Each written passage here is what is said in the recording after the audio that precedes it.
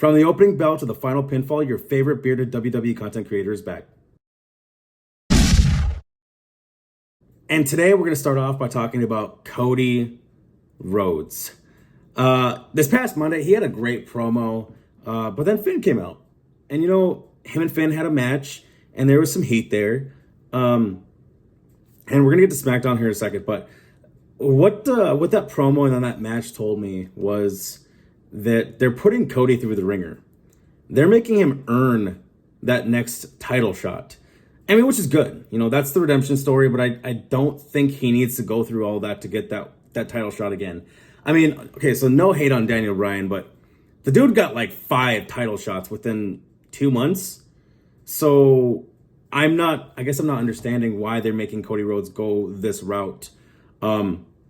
It just makes no sense to me. You could still build that heat between him and Roman and lead it up to Night of Champions or SummerSlam. I saw a lot of people are thinking this is going to head into WrestleMania 40. And like I said, we're going to get into what happened on SmackDown tonight here in just a second. But all I want to say about the WrestleMania 40 thing is I don't think it's going to go that far. That would have to have Roman as champion holding those belts up until next WrestleMania. And I'm not sure there's stars that can help him stretch that out, if you know what I'm saying. But as far as what happened on SmackDown tonight, Roman Reigns and Cody Rhodes went to 2 different brands, drafted to different brands. SmackDown kept Roman Reigns and Cody Rhodes goes to Raw. Now, it's not guaranteed that Cody's going to stay on Raw or Roman's not going to, stay on SmackDown. And I know they're talking about the brand split, and I know that it has to actually stay split for it to work. But I think Triple H said something about transfers. You can always trade. Just like in any draft, you can always trade. During any season, you can always trade. NFL, MLB, NBA. So I don't think people should start freaking out just yet about Cody going for the World Heavyweight title and getting the consolation prize. Now, I still think Cody's going to be going for the WWE title because that is the one Roman holds. Or now that we have the World Heavyweight title, that's the one that he holds. So I think this could still possibly go to SummerSlam. I mean, again, trades are possible. Cody Rhodes being in the Money in the Bank match is possible. But anything is possible when it comes to the WWE. So I don't think people should start holding their breath just yet. I think it's still going to be Cody and Roman at SummerSlam for the WWE Undisputed Belt. Now, I do want to talk about the LWO now. And all right, so when the LWO's music hit and they started with Eddie's intro, hearing that, man, goosebumps. Like, I didn't think I was going to hear that at WrestleMania. And so when I heard it at WrestleMania when Ray came out, man, it hit me right here, Eddie's just my all-time favorite. So that for the LWO to come out with that intro, it really gave me the goosebumps, and it was amazing to see. And as far as the match, the LWO looked great. They did such a great job, but at the same time, they're still not winning. I said this last week in my video. It's like they re-debuted the LWO. They brought them back, or brought the faction back with new members, and it's like they're not winning at all. Even on SmackDown tonight, we had that triple threat tag team match, Street Profits, Braun Strowman, and Ricochet versus Joaquin Wilde and Cruz del Toro. And I don't think they've won one match since re-debuting right before Mania. And it's kind of confusing to me, especially with, tonight on SmackDown with that triple threat tag team match, you could have given them the win. I don't understand why they didn't get the win or why they're being booked the way they're being booked.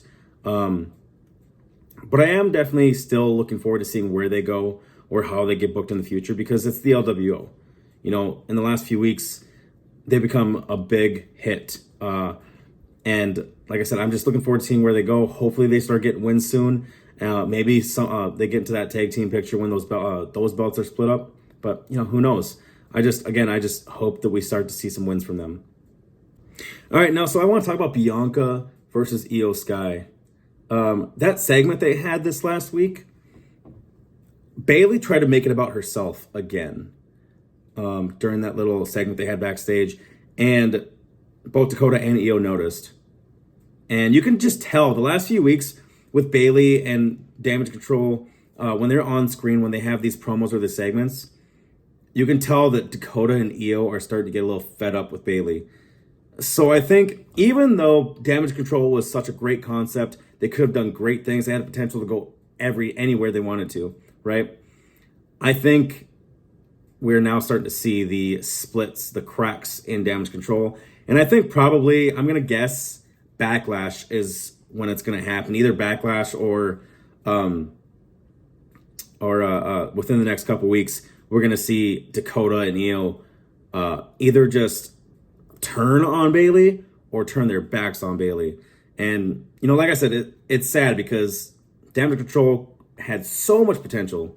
So, but I think once Dakota and Io break up from Bayley, I think they'll have some. I think they'll do a little bit better for themselves. But I also hope Bayley has a great solos run because, man, I think she has just been. They dropped the ball with her since she came back last year at SummerSlam. So, but what can you do? Like I said, they had a lot of potential and they kind of just dropped the ball with them. And I'm not saying it was Triple H. I'm not saying it was creative. I'm saying, like, I think the whole concept just kind of fell apart, All right, guys, let's talk about Big Gold. This thing is gorgeous. So when Triple H first unveiled it, I was speechless. My jaw dropped and I was speechless. Like, the amount of nostalgia I felt in that moment, because it's Big Gold. It is the modern day version of Big Gold. And I really love it. It's, again, just gorgeous. Now let's talk about who's going to win it at Night of Champions. Now, whether they go with a tournament style, putting two finalists at Night of Champions up against each other, or whether they just do some sort of gauntlet or something like that, I do definitely see it being more of a tournament style, with it ending at Night of Champions. Now, I do see this going between Seth Rollins and Finn Balor. Those are the only two who really went up close and got a nice look at it, right? And that's a callback to Seth Rollins versus Finn Balor to crown the inaugural Universal Champion. And it was Seth Rollins versus Demon Balor. Demon Balor, of course, won. Now, I do see this being those two. I just don't see it being Seth Rollins and Demon Balor again. First of all, you just had Demon Balor lose at Mania, so I don't think it would be a good idea to bring him back to go up against Seth Rollins and then have him lose to Seth Rollins.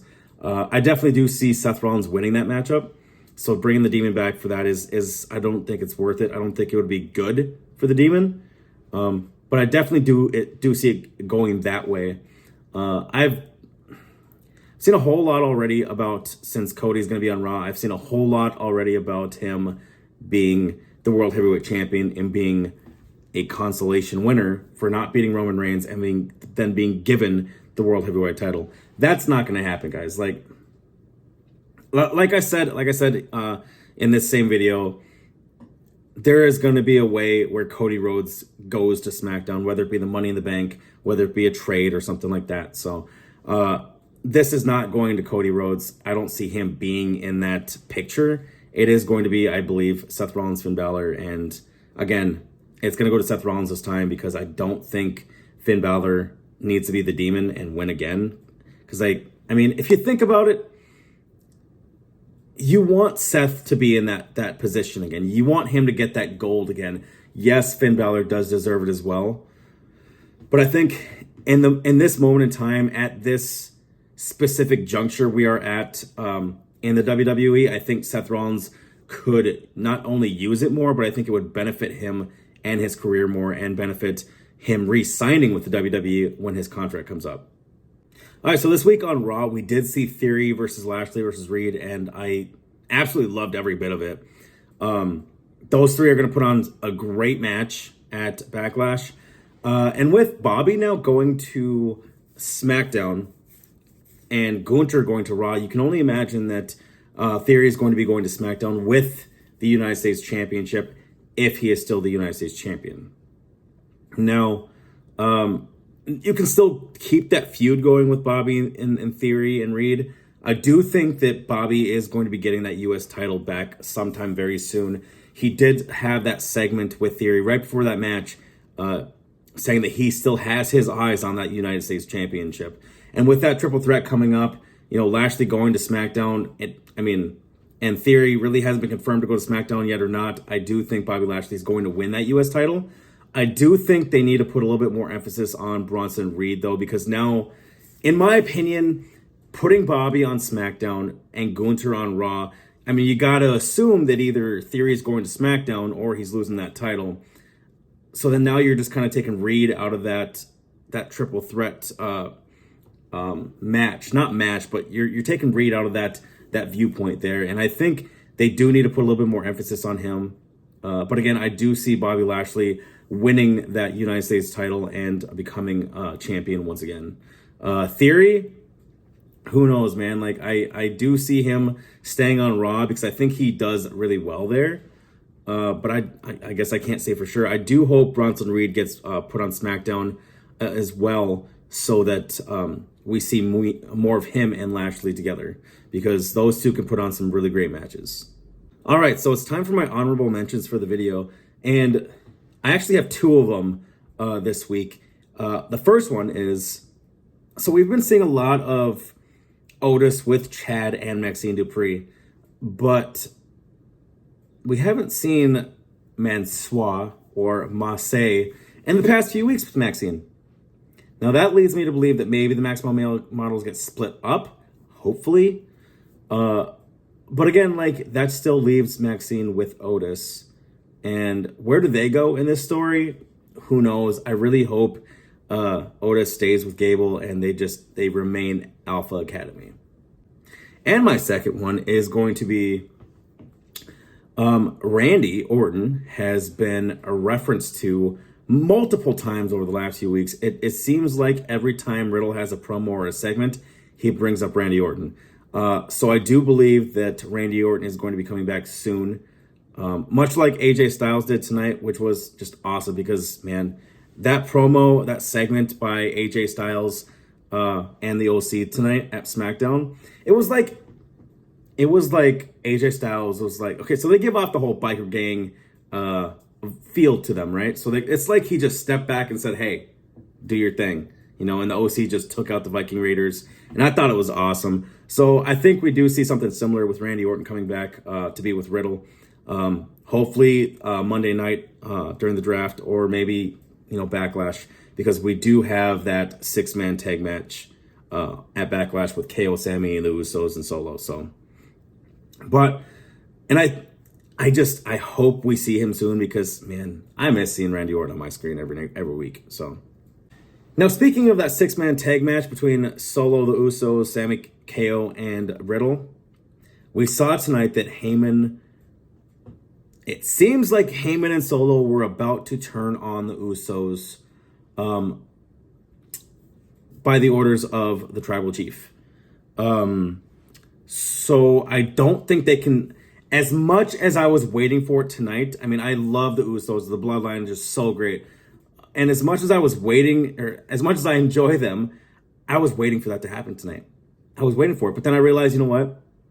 They have that 6-man tag match next week on Backlash. So there's really no way they can make that happen this soon. It has to be at Backlash. After the match, this is my prediction right here. After that 6-man tag match, the Usos and Solo lose. And Solo finally gets the Usos, turns on them by the orders of the Tribal Chief and Paul Heyman. And I think once everybody sees that, it's going to be solidified. The bloodline is no more. It's just going to be Roman and Solo with Paul Heyman. And I think it's just the whole bloodline story, every aspect of their story the last couple of years, from Sammy and Jay to Roman and Jay, the whole story has been just amazing. They've put on a great, 2.5, 3 years of great storytelling, and I think it's some of the best storytelling we've had in years. All right, so I already mentioned a couple awesome things about the draft. Bobby, Roman, Cody. I think the draft is starting off really strong. And as soon as Shawn Michaels and Road Dogg came out for that 4th round, I knew that the NXT call-ups were coming, right? Now, what I didn't know was that it was going to be champions for both picks. Now, the past couple weeks, I've been saying that there's going to be NXT call-ups for sure. But I guess I didn't realize that they were going to draft champions.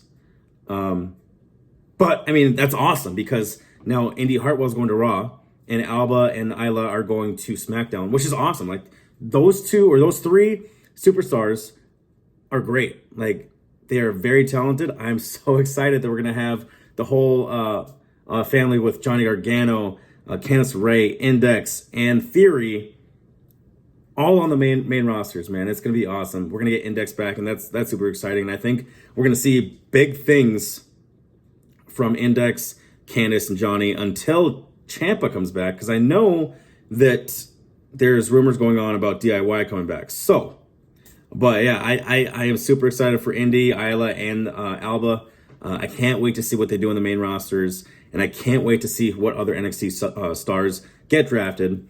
Knowing that they're going to be drafting champions, I want to see Carmelo Hayes. I do want to see Braun Breaker, Pretty Deadly. There's just so many great NXT talent that can get drafted, and I'm super excited to see who it is or who they draft next. And that is the final bell, guys. I do appreciate every single one of you guys for being here and listening to me rant, giving you my opinion on things. But don't forget, guys, comment, give me your opinion. Tell me what you guys think or what you guys think is going to happen. And don't forget to hit that subscribe button, the like button. I do appreciate you guys. Until next time, we'll see you later.